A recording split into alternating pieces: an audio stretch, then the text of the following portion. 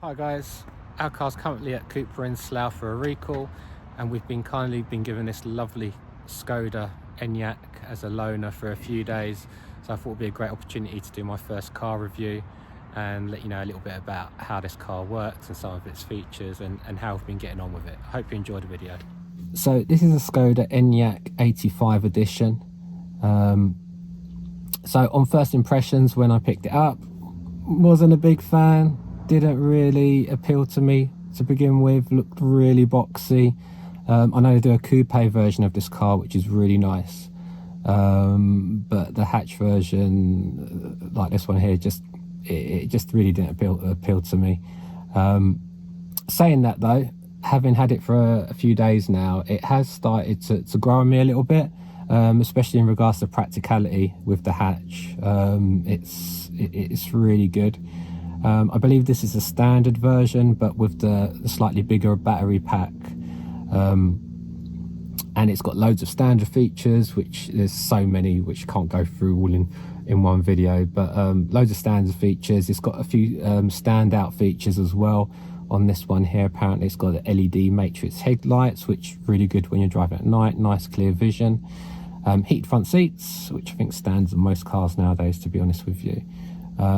Electrically adjusted driver's seat, which is really good. You can get yourself in a nice comfy position because it's adjustable in lots of different positions. It's got adaptive cruise control, which was really handy at the weekend when we're on the motorway. Wireless charging for your phones, and it's also got an electrically operated tailgate with the kick activation. So I don't know if you've heard of that before, but it's basically you walk up to the car and you sort of looks like you're kicking the backside of the car and the boot opens. It has also got a button that you can use as well to open and close it.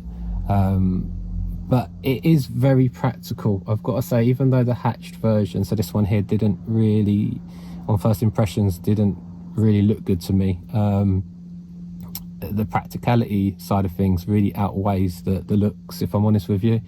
But yeah, that's my first impressions. Obviously this one's silver, comes in loads of different colors. I think the base color is like a metallic blue. This one's got 19-inch alloy wheels, I believe, and it's got the 77 kilowatts battery pack, which is a slightly bigger battery to the one that's, I think, the standard battery. I think the standard battery might be a 58 kilowatt, I'm not 100% sure. But this one's definitely got the 77 kilowatt battery pack in it. So the electric stuff. So this Enyaq is fully electric. It's got the 77 kilowatt battery pack, which I think is a slightly bigger battery pack that comes as standard. On paper, it can do about 360 miles to a full charge. So in the winter, you're probably looking closer to maybe 280 to 300, depending on how you're driving it. Summer months, you'll probably get a lot closer to that 358 miles. But yeah, obviously the winter months does have an impact, but you won't be having range anxiety with this car. The battery pack is so big and it's so efficient that it's so easy to manage. You can charge from home on your home charger. So most home chargers are 7 kilowatt, which you're probably looking at a charge to 100%, probably taking about 12 to 13 hours, maybe a little bit more. You can also rapid charge if you're out and about. So this car can rapid charge up to 175 kilowatts. If you can find a charger that quick, you can probably charge from about 0 to 80% in about 28 minutes, which is pretty quick. So really good on those long road trips. For when you're having a quick stop for lunch or a coffee or whatever, you can charge literally half an hour and then you're back on your way. So we've got a Omi Home Pro charger at home. I was a bit concerned whether it would integrate well because it's connected to a Octopus. I weren't too sure if when we switched our cars, when we picked up this loan car, whether you could just plug it in and it'd work. And yeah, you just have to change the setting on the charger to what car you've got, and I literally plugged it in and it integrated with Octopus really well. We're on a Octopus Intelligent Go, I think it's called, the tariff we're on, which is for electric vehicles, which gives us a a cheaper rate of electricity in the evenings and also at certain points in the day, but you don't have to worry about that. You just plug it in and it works all that out for you. You just tell it how much you want it charged by and what time you plan on leaving the house, and it does all the rest for you. And we fully charged it the other day, and I think it cost about £5. I think it's under £5.50 or something like that to get it fully charged. So, and I think on the guessometer, if you like, on the range meter, it was telling us we'd get about 340 odd miles when it's fully charged up. So yeah, a lot of people worry about range anxiety in electric cars and things like that. We didn't have it, well, we don't have it in our Cupra Born, which is, again, on paper is about 260 miles to a full charge. You're certainly not going to have it in this car. The battery pack is so big, the car is so efficient, that you really don't have to worry about range. In fact, I was trying to figure it out, with the sort of mileage that we do as a family, we'd probably charge this car up. If we had this as our car, we'd probably charge it up maybe every couple of weeks. It's that efficient. Obviously that's very much dependent on driving style and the time of year, because obviously the winter does have an impact on the battery.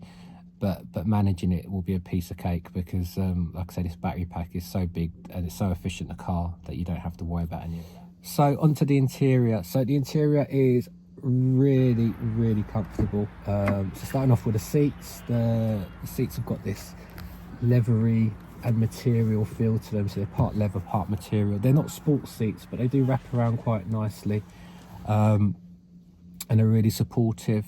The back, there is loads of space, absolutely loads of space behind there. The kids, they've got loads of space, you know, loads of leg room. In fact, you could definitely, well, I'm sure you could fit 3 adults at the back there without a problem at all, and they'd be really comfortable even on a long journey. Loads of sort of hard plastics and a bit of material on the dash as well, which is quite nice. You've got a nice sort of combo there. But it's really practical. There's loads of space in here. There's center consoles have got loads of space for your drinks holders, and the door bins have got lots of space for the water bottles and things like that. The boot is huge. As I mentioned to you earlier, it's got like this electrically operated boot, so you can either press a button and it opens it, or you can swipe your foot underneath the bumper and it opens the boot up for you. But you can use the button if you don't want to look like you're kicking the backside of the car. It doesn't, I've got to say, a few times that I've used that feature, it hasn't worked too well. So instead of looking like a bit of a lemon, I just press the button instead. It tends to work a lot better. But like I said, the boot is absolutely huge. There's some storage in there as well. So underfloor storage for your charging cables and things like that as well. So that's all good. So yeah, interior, like I say, really comfortable. Loads of space for the kids, and like I say, door pockets are huge as well for them to store their stuff at the back. So the car's got a nice big infotainment screen as like the main hub, if you like, in the car.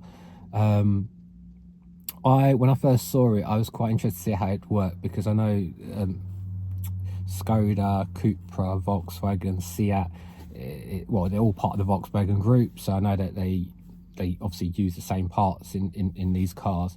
And the screen in our infotainment system in our Cupra Born was a bit laggy, if I'm honest with you. I know they're doing an update on it, so that'll probably help a little bit, but I was really pleasantly surprised how well the screen works and the infotainment system works in this car.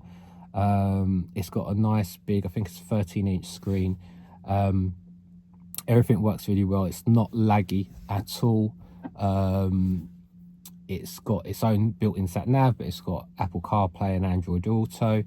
The heating controls are on the screen as well, which I must admit, I do prefer the buttons to be actual physical buttons. But once you get used to it, it all works really well. But everything sort of works through that screen. So your heated seats, your climate control, safety features, all of that jazz, that all works all through the screen. But it all works really well. Like I said, it's got its own built-in sat nav, as well as obviously using your own Apple CarPlay or Android Auto and Google Maps and all the apps that you can use. What's quite good though about using the sat nav in this one is that if you program the sat nav to get to a charger or to stop at a charger along the way, it preheats the battery along the way, so that when you get to the charger, the battery's nice and warm, so that when you plug the charger in, it charges nice and quickly. Obviously, if you're using Apple Maps or Google Maps or whatever you use, that feature won't be used. You must use the built-in sat nav to get the battery preheated. But no, the infotainment system works really, really well. The screen is not laggy at all. All the features, you know, whilst we've had it, have all worked really well. As well as the infotainment screen, you've also got a very small screen in front of you as well, which, if I'm honest with you, is perfect because it's small enough to give you just the information that you need. So things like your adaptive cruise control, your efficiency, and obviously your speedometer as well, and your speed limiter.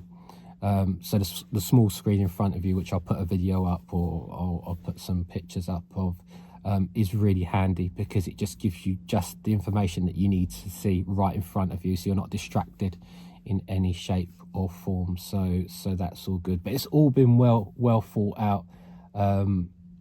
The interior and the infotainment system. So no, that's really, really good, and it works really well. So driving this car, yeah, it's an absolute pleasure. It's really comfortable. Obviously it's an SUV, so you've got that slightly higher seating position. Visibility out through the front is fantastic. You've got two huge exterior mirrors, and visibility out the back is really good as well. There's lots of glass at the back there, so you've got good visibility. You've got front and back sensors, and you've got a reversing camera, as well as aids for when it comes to parking, because it is quite a big vehicle. It's got quite a big footprint, so all those aids come in quite handy, as well as obviously all the glass that you've got around the car. I've driven the car on motorways, dual carriageways, and around town. Motorways, really comfortable. A long road trip, I can imagine, wouldn't feel like a long road trip in a car like this, because it literally just munches the miles. You know, it's so comfortable. Around town and on country roads, obviously we don't have the best roads in the UK,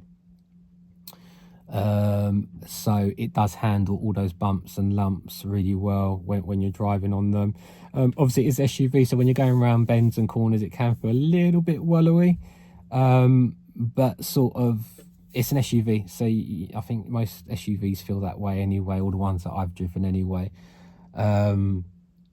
But it is quite nippy. I think the brake horsepower is about 282 miles, brake horsepower, sorry.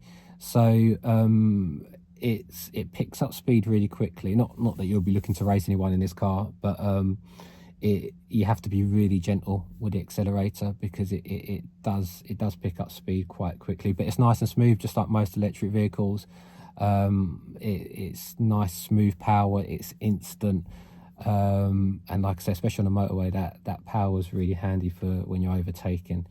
But no, generally really, really comfortable. The steering wheel has got physical buttons, which is really nice. So on our Born, they've got this sort of touch haptic feel to them, which is great once you get used to it. But you can sometimes find yourself switch on the cruise control or putting the volume up or down, whereas this car's actually got physical buttons and volume toggles, so you can scroll up and scroll down, and it works really well.